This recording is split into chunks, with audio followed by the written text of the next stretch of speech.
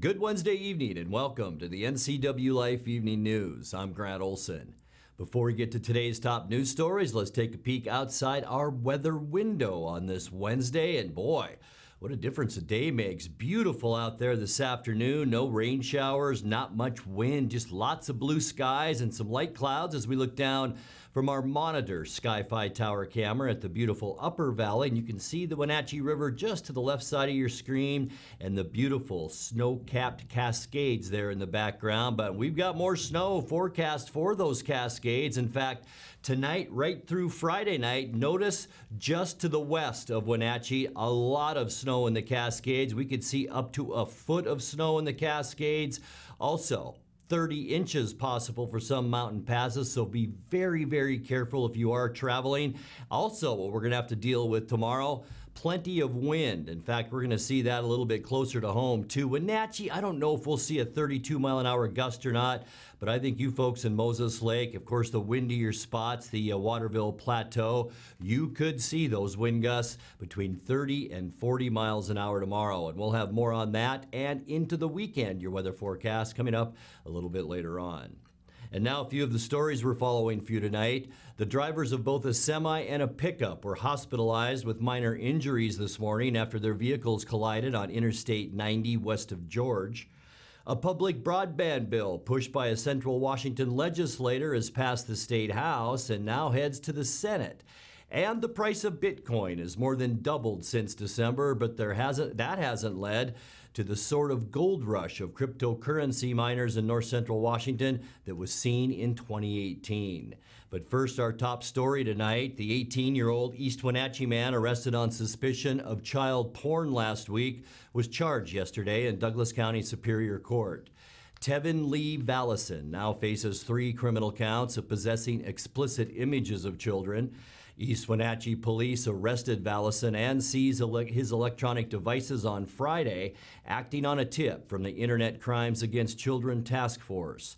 Other charges are possible, and since police say Vallison admitted to additional crimes against children when he was interviewed, he remains held on $200,000 bond. Well, the drivers of both a semi and a pickup were hospitalized with minor injuries this morning after their vehicles collided on Interstate 90 west of George.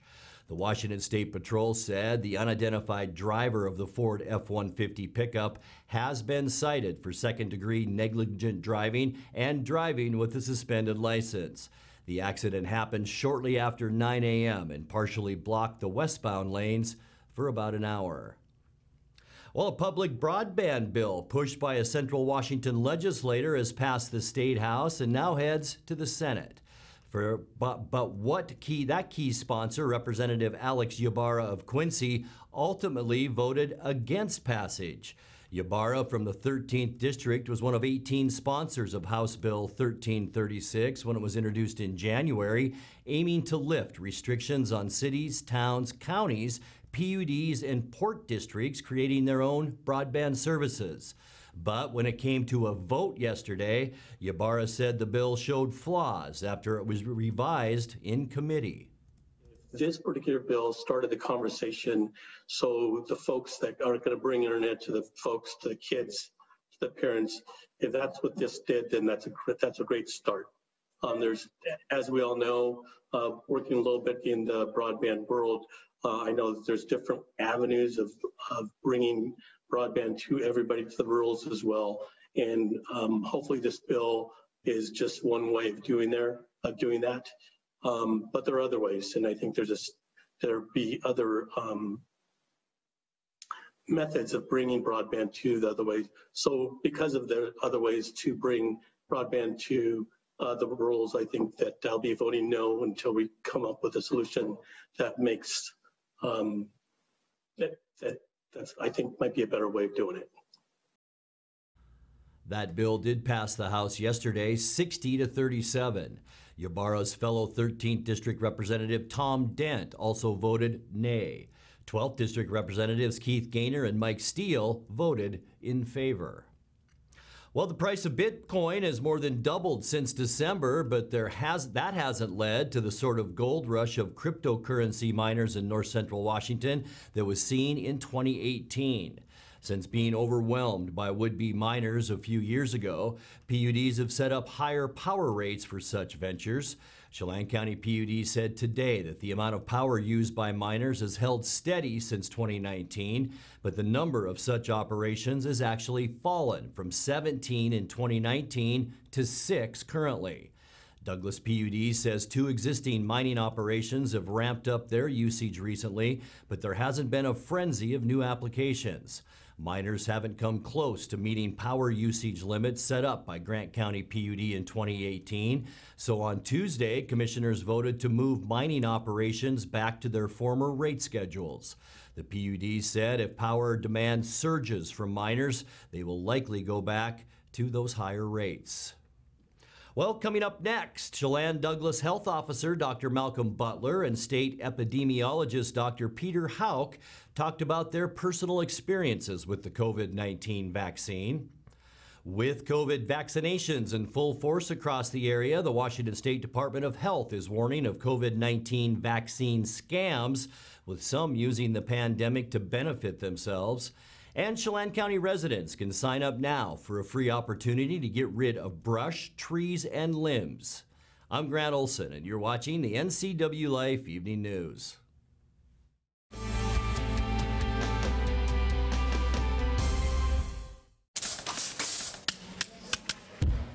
At Winco, we do everything, everything to save you money. Winco. Mary Maids of Wenatchee has been professionally cleaning and sanitizing homes and businesses in North Central Washington since 1998. Mary Maids uses commercial-grade cleaners and viricides. Mary Maids has implemented additional safety and sanitation protocols. They are strictly following CDC guidelines for the safety of their clients and employees. For expert help with cleaning and sanitizing your home or business, call or look up Mary Maids of Wenatchee to schedule your free estimate today. At Winco, we're working to save you money. Every aisle, every department, every day. Winco. I'm Tom from Alpine Air Heating and Cooling. At Alpine Air, we think of ourselves as customer service-oriented retailers. When you make an appointment, please visit our store, meet our people, see our shop. We are serious about heating and air conditioning. Carrier and Alpine Air are offering huge factory rebates and financing options for all your needs. Turn to the experts at Carrier and Alpine Air. Call for your free replacement estimate. Heat and air, call Alpine Air, 662-6846.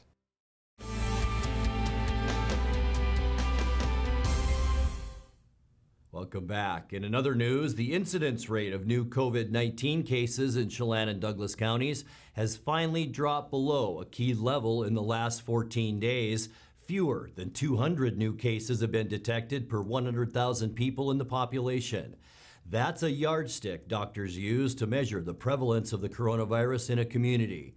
Health officials continue to encourage facial masks, social distancing, and hand washing to combat the virus.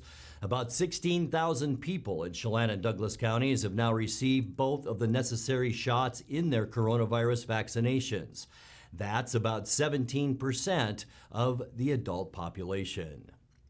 Well, speaking of vaccination, Chelan Douglas Health Officer Dr. Malcolm Butler and State Epidemiologist Dr. Peter Houck talked about their personal experiences with the COVID-19 vaccine during a Zoom call last week.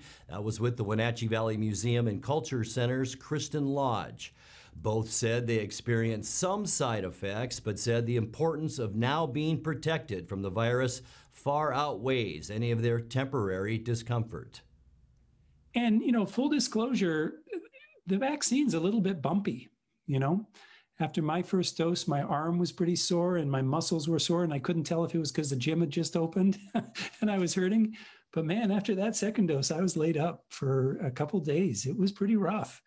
And at Columbia Valley Community Health, we've had about 50% of the people, we've had the Moderna, about 50% of the people who had the second dose said, man, that was tough.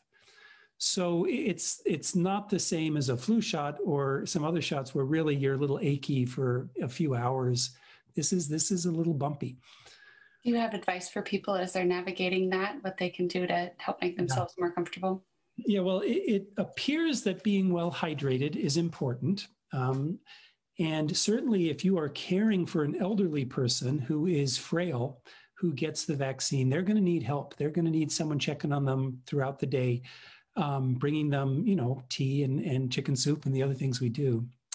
Tylenol, acetaminophen, is profoundly effective at taking away these symptoms.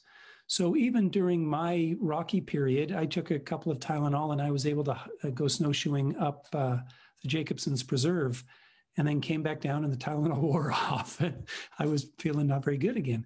So really that's what it takes. It's rest and fluids and Tylenol and you'll get through it. And it's 24 to 48 hours. My own experience after my second dose was a little bit different from Dr. Butler's. I had a sore arm.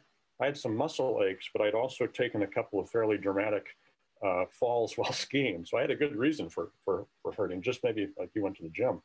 And it lasted about 24 hours. The thing that I had that was most noticeable, I was just really tired. On day 2, I was exhausted. But that was gone after all that. And believe me, I'd much rather have had that relatively mild experience than have to worry about getting a disease that stood a reasonable chance of killing me. As we mentioned, COVID vaccinations are in full force across the area. However, the Washington State Department of Health is warning of COVID-19 vaccine scams, with some using the pandemic to benefit themselves. The Department of Health says there are 3 things to remember. First, you won't be asked for money to speed up your vaccine eligibility. You can't pay to add your name to a list. Second, health officials won't ask for your personal information in order for you to receive the vaccine. And finally, ignore offers for vaccinations, miracle treatments, or cures that you may see on TV or read about on social media. If you suspect COVID-19 healthcare fraud, report it immediately to the state health department.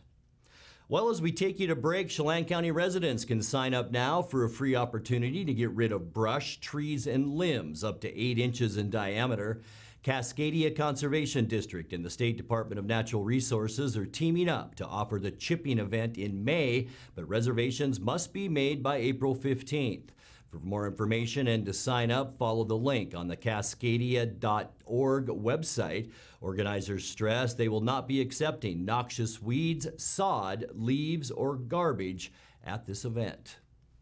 You're watching the NCWLIFE Evening News. Coming up next, tonight's feature story and your complete local weather forecast. That and much more still to come on the NCWLIFE Evening News. Please stay with us.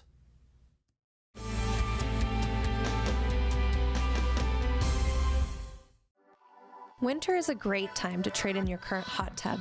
Turn your old hot tub into money with Blue Lagoon Pool & Spa's trade-in program. You can save $500 to $1,000 off of any new artesian spa or take advantage of a free Bluetooth music experience. Blue Lagoon Pool & Spa recommends draining your hot tub every 3 months. Ask us about our drain and refill special. Stop on by Blue Lagoon Pool & Spa today.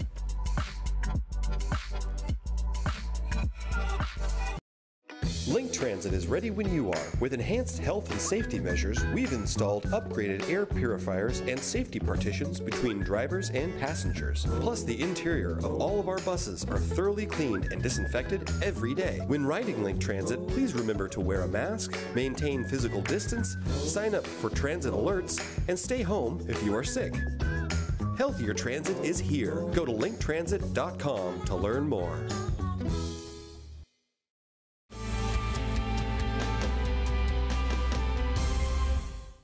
Welcome back to the NCWLIFE Evening News. Right now, the vaccines shown to work against COVID-19 are only available for adults. In tonight's feature story, 8th District Congresswoman Kim Schreier used her time in a Tuesday meeting of the House Oversight and Investigation Subcommittee to ask pharmaceutical executives how soon their vaccines might be tested for safety on kids and pregnant women. So we are actively studying the vaccine in 12 to 18 population, enrolling that study very quickly, and moving into younger populations in the near term. And any studies of whether the vaccine whether Moderna prevents transmissibility? Oh, yes. We have seen some early data that we presented to the FDA showing a decrease in asymptomatic infections between the first and second dose. The data that will hopefully support that evidence more broadly is evolving and will be a part of our subsequent filings. We don't have any data yet, but we are studying it actively. We are deep diving into our phase 3 clinical trial results in Ensemble. Was just mentioned, to understand what is the impact on asymptomatic disease from our vaccine. We hope to bring forward that after discussions with the FDA. We are expecting to start pediatric studies in the spring. We believe, as you do, that it's important for us to get data, safety data in particularly about that population. We're looking at our clinical trials now for transmissibility and looking at future studies in that regard, but don't have any data to share today. I have a little bit of time left, and I thought I would ask about pregnant women because, of course, the studies are later because you want to test it in the general population first. And yet now this is really being left up to pregnant women and their OBGYNs to decide whether to recommend it. My discussions with ACOG suggest that most obstetricians are recommending it because although pregnant women are not at higher risk for contracting it, they are, I believe, 70% more likely to die of COVID. And I was wondering if you could talk about your studies in pregnant women and what you're finding. We actually initiated a study in pregnant women just last week. So that study is obviously in the early stages of recruiting patients. And again, we want to make sure that that study from an endpoint perspective can demonstrate safety for the mum, safety for the baby, as well as obviously the immunogenicity data that would enable that vaccine potentially to be approved for use in pregnant women. So that study is ongoing and we'll move as quickly as we possibly can. And anything real life out of Israel? That's a really good question. We potentially are going to be in a position where we may have real world data for women who became pregnant after being vaccinated. And so that's an additional set of real world data that could potentially complement that formal randomized clinical control trial.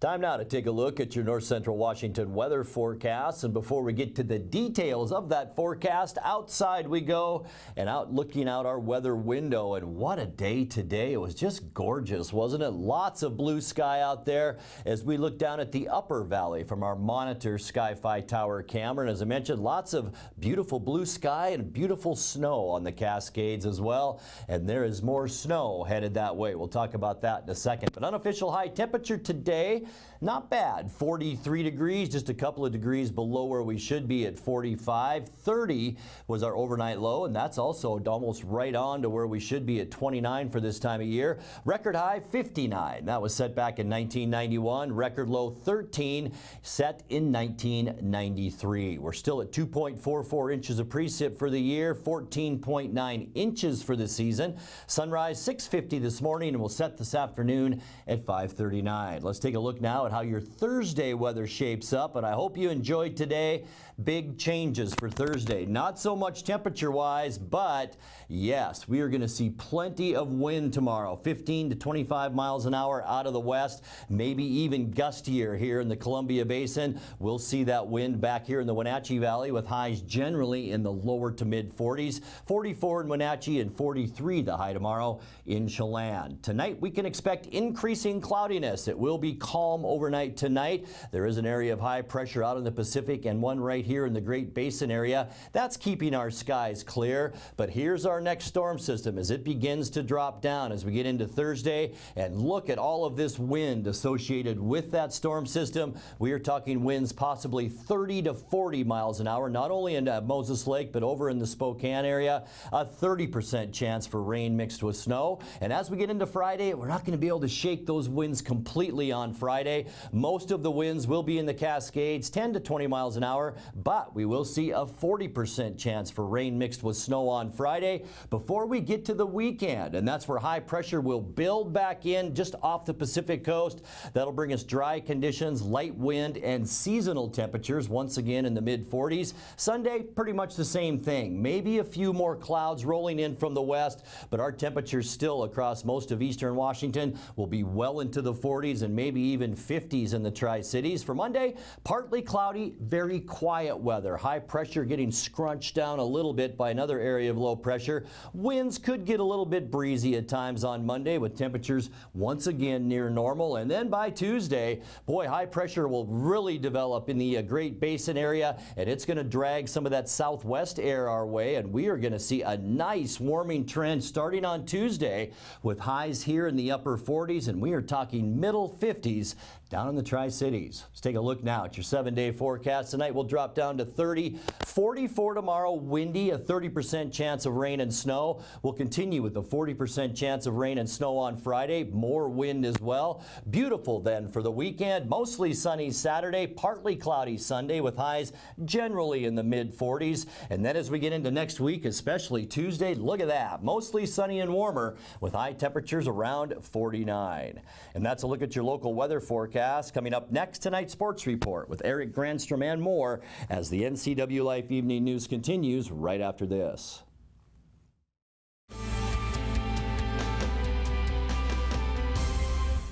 The 2021 models are arriving at Sangster Motors.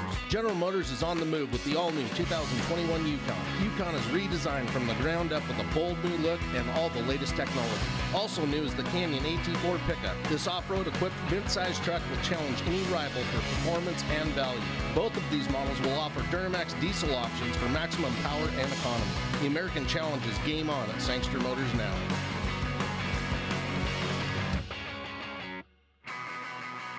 In a world afraid of technology, one man, one show will bring you the newest innovations that may just change your life. This summer, Ray McNeil, and your Weekly Tech Update is your Weekly Tech Update with Ray McNeil. And now it's a sports update on the NCWLIFE channel. And a happy Wednesday to you. Tiger Woods is recovering from surgery at Harbor UCLA Medical Center today after being involved in a horrific one-vehicle crash yesterday morning. Woods was reportedly headed for a shoot prior to the Genesis Invitational Golf Tournament at Riviera Country Club in Pacific Palisades. Car he was driving hit the median at a high rate of speed, may have flipped end for end, ending up on its driver's side on a hillside. Tiger had to be extricated from the car using the jaws of life.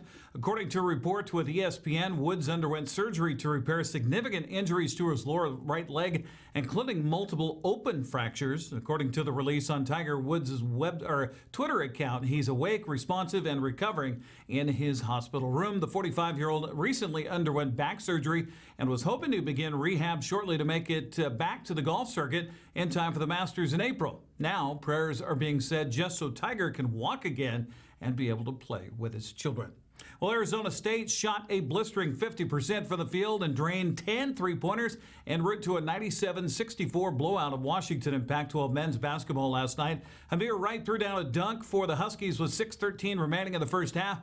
That cut the Sun Devils' lead to 5 at 30-25. It was all ASU from there as the home team began a 19-4 run and led it by 20 at halftime. Marcus Sinonis scored 16 to lead Washington, while Jamal Bay had 12. Husky coach Mike Hopkins says his team started the game with turnovers, and it just seemed to go downhill from there. One of the keys was not turning, limit turnovers. And, I think some of our first possessions, we had 4 early before the first timeout. And they got out in transition. We didn't do a good enough job getting back, stopping the ball. And it just kept snowballing. They had a really good offensive night. They made a lot of shots. And all the things that we talk about, putting on the foul line, getting back in transition. I don't think, even at the beginning of the game, I don't think they were great in the half court. I thought it's more transition, more one-on-one breakdown where we fouled them and got into that hole, and it's hard to dig out of a hole on the road especially. Washington dropped to 4-14 in the Pac-12 and 5-18 overall on the season. They'll face Arizona State again tomorrow night. In fact, let's take a look at the schedule in men's basketball for the rest of the week. That UW-ASU game tips at 4 o'clock tomorrow on FS1. Also at 4, number 1 Gonzaga faces Santa Clara in Spokane on CBSSN. Then at 8 o'clock on FS1, it's Washington State at Arizona. The men will take to the court again Saturday when Washington plays at Arizona. That's a noon game on CBS. Washington State visits Arizona State at 1:30 on the Pac-12 Network. Gonzaga has an evening game at home against Loyola Marymount. That tips at 8 o'clock. Ladies are back on the floor tomorrow. Number 21 Gonzaga is home to host Pepperdine. 6 o'clock. They'll turn around for another home game Saturday afternoon at 1 against Loyola Marymount. Then on Sunday, Haley Van List, Louisville Cardinals travels to Notre Dame for a 9 o'clock date in the morning. Washington plays at Washington State Sunday afternoon at 1 o'clock.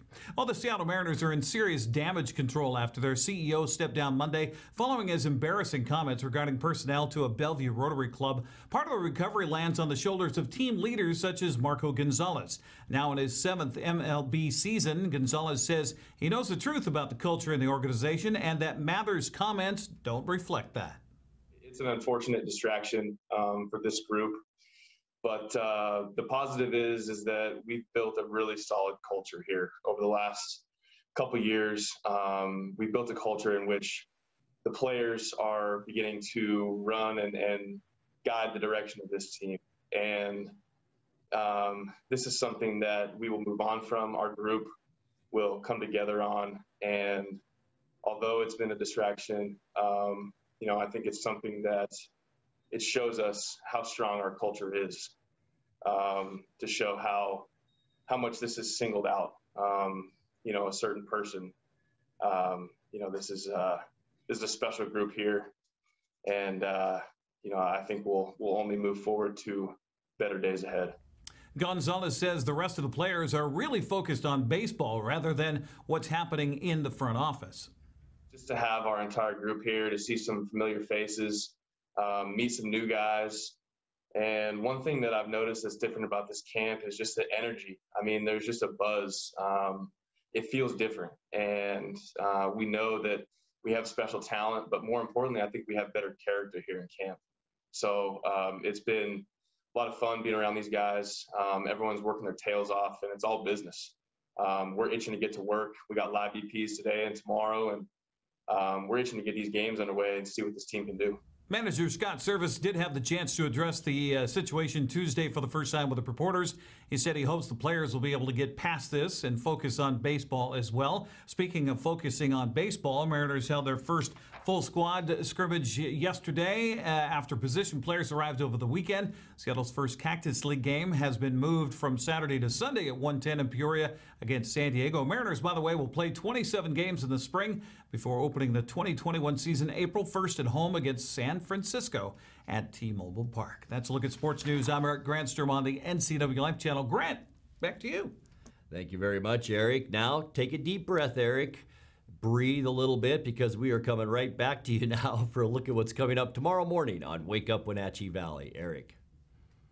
Well, thank you much, Grant. For a Thursday edition of Wake Up Wenatchee Valley, we'll introduce you to two more candidates for the Royalty Selection Pageant.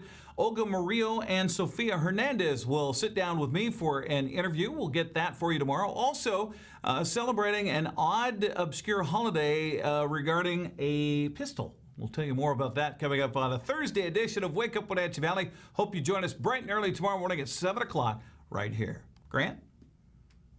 Thank you, Eric. We'll be watching, and that's going to do it for our newscast tonight. For more on these stories and other news from around North Central Washington, you can find us on Facebook or our website at ncwlife.com. And remember, if you see news happening, we'd like to hear from you. You can send us an email at news@ncwlife.com or give us a call at 888-6295. I'm Grant Olson. Thanks for joining us, and have a great night.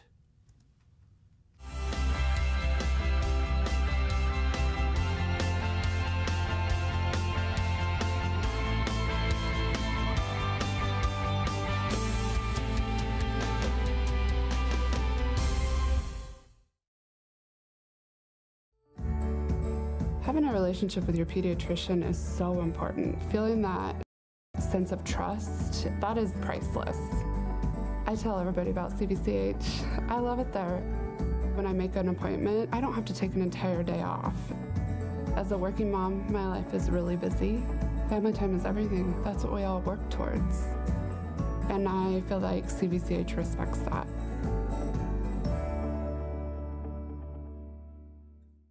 Hey everyone, Fletcher and Amy Ellingson here from Live It Up. Join us every week as we answer your questions on health, wealth, and relationships. We're all about you creating a life that you love, so tune in to Live It Up.